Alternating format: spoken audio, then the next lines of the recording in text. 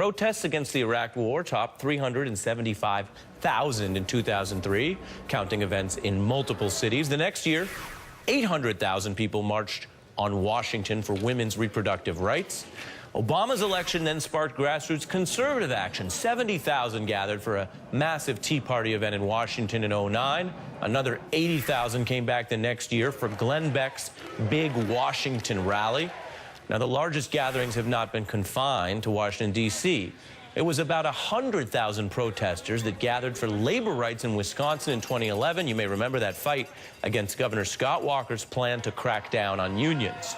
After Obama's re-election, a massive 650,000-person protests were for a march to protest abortion there in Washington.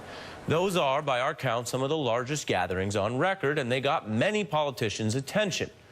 So look at this comparison. The Women's March drew about 500,000 people in Washington alone and 4 million people total in cities across America, much larger than anything we've seen. By basically any standard, these Trump protests are some of the largest gatherings in contemporary history.